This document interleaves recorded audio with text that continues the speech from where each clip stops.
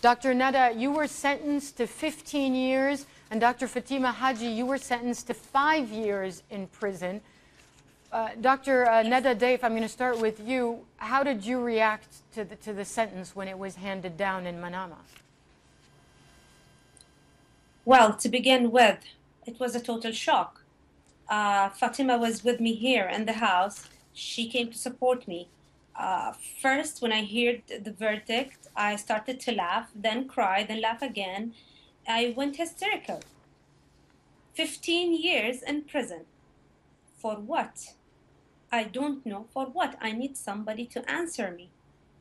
What happens years. now, Nada? What happens now? I mean, are you expecting authorities to arrest you? Are you free until there is an appeal?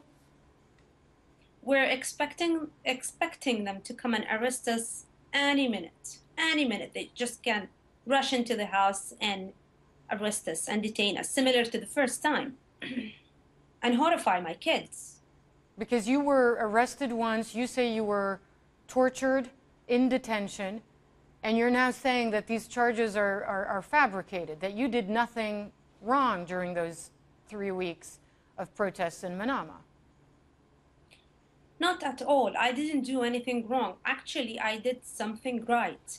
What I did is I followed the rules and protocols and the oath I swear on. I helped people.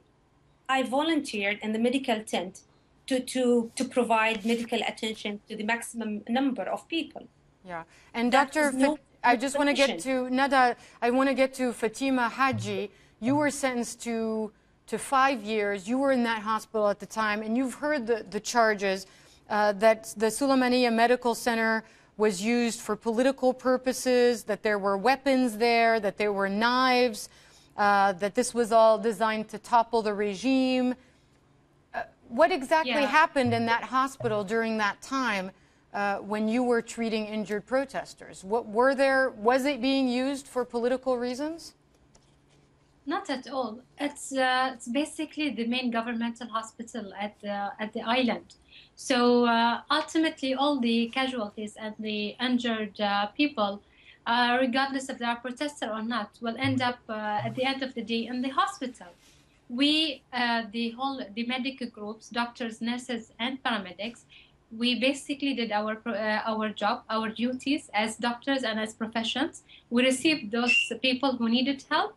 We helped them. We tried to do our best, though that the number that we received were hundreds every day. And we just, consult ourselves to our code of ethics. There were people who wanted help, and we helped them. That's all what happened. Yeah. Regardless the weapons and knives and etc. These are just bunch of lies. We did not have any weapons or any sort of knives that we've used, just to take control of the hospital. So why do you think the government is doing this to you and your medical colleagues? Basically, we were witnesses. We were there during the events in February and March. We saw the types and the numbers of injuries that came in the hospital.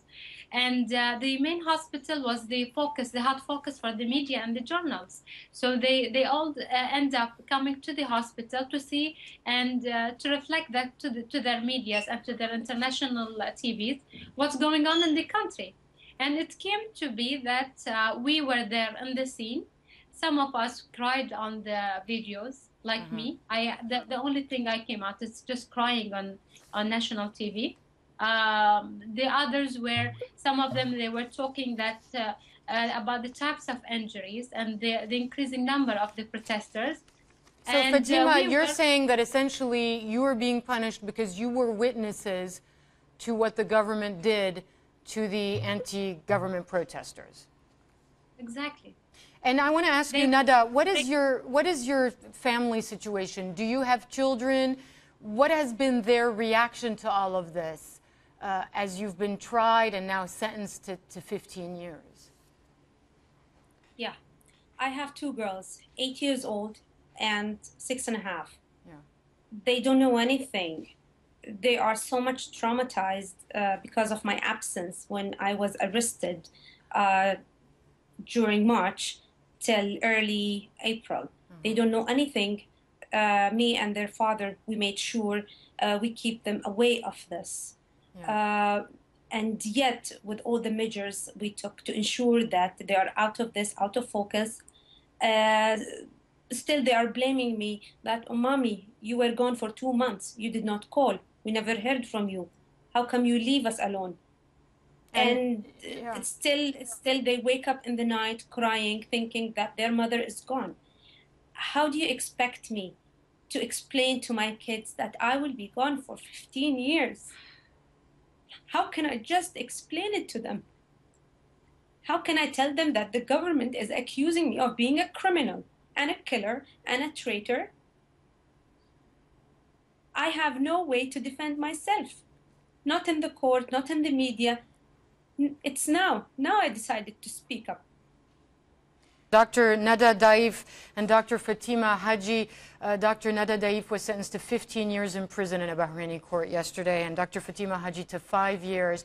Thank you so much for joining us live there from Manama with your reaction to these sentences. There is an appeal, but both doctors telling us there that they expect arrest at any moment there in Bahrain. Thank you so much for joining us, and we'll stay in close touch with you with regards to what happens going forward as a result of this trial. Thank you again.